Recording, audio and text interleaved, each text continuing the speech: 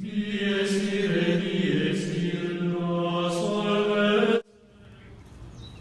castle hath a pleasant seat. The air nimbly and sweetly recommends itself unto our gentle senses. This guest of summer, the temple-haunting marlet does approve, by his loved mansionry that the heaven's breath smells wooingly here, no jutty frieze, buttress nor coign of vantage, but this bird hath made his pendant bed and procreant cradle.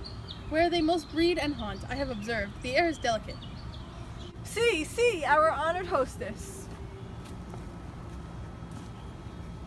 The love that follows us sometime is our trouble, which still we think as love.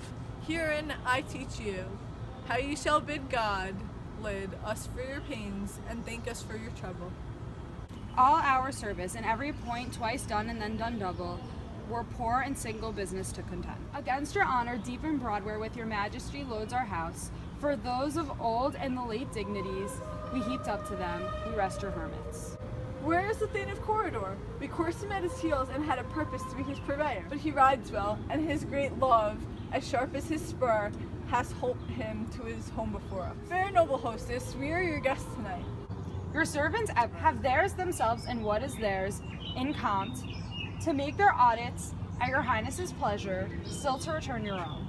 Give me thy hand and conduct me to mine host. We love him highly, and shall continue our graces towards him by your lead, hostess.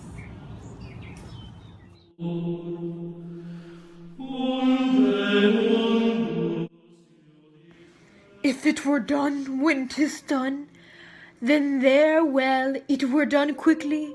If the assassination could trammel up the consequence, and catch with his surcease success, that but this blow might be the be-all and the end-all here. But here, upon this bank and shoal of time, well jump the life to come, but in these cases we still have judgment here, that we teach bloody instructions, which being taught return the plague the inventor. This even-handed justice commands the ingredients of our poisoned chalice to our own lips. He hears in the double trust.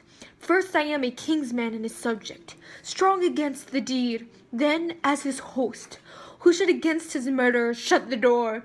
Not bear the knife myself, besides this Duncan hath borne his fatalities, so meek, hath been so clear in his great office, that his virtues will plead like angels, trumpet-tongued, against the deep damnation of his taking off, and pity like a naked newborn babe, striding the blaster o'er heaven's cherubim, horsed upon the sightless couriers of the air, shall blow the horrid deed in every eye, that tears shall drown in the wind. I have no spur to prick sides of my intent, but only vaulting ambition, which o'ersleeps itself and falls on the other. How now? What news? He has almost supped. Why have you left the chamber? Hath he asked for me? Know you not he has. We will proceed no further in this business. He has honored me of late, and I have bought golden opinions of all sorts of people, which would be worn now in their newest gloss, not to be cast aside so soon. Was the hope drunk wherein you dressed yourself? Hath it slept since, and wakes it now to look so green and pale at what it did so freely? From this time such I account thy love. Art thou afeard to be the same in thine own act of valor as thy art and desire? Wouldn't thou have that which thou esteemest the ornament of life, and live a coward in thine own esteem? Letting I dare not wait upon I would. Hither thee, peace! I dare do all that become a man, who dares to do more is none. What beast was it then that made you break this enterprise to me? When you durst do it, then you were a man. To be more than what you were, you would be so much more the man. Nor time nor place did then adhere, and yet you would make both. They have made themselves, in that their fitness now does unmake you. I have given suck and know how tender 'tis to love the babe that milks me. I would, while it was smiling in my face, have plucked my nipple from its boneless gums and dashed the brains out, had I sworn as you have done to this. If we should fail, We fail, but screw your courage to the sticking place and will not fail. When Duncan is asleep, whereto the rather shall his day's hard journey soundly invite him, his two chamberlains will I with wine and wassail, so convince that memory the warder of the brain shall be a fume, and the receipt of reason a limbeck only. When in swinish sleep, their drenched natures lie as in a death. What cannot you and I perform upon the unguarded Duncan, when not put upon his spongy officers who shall bear the guilt of our great quell?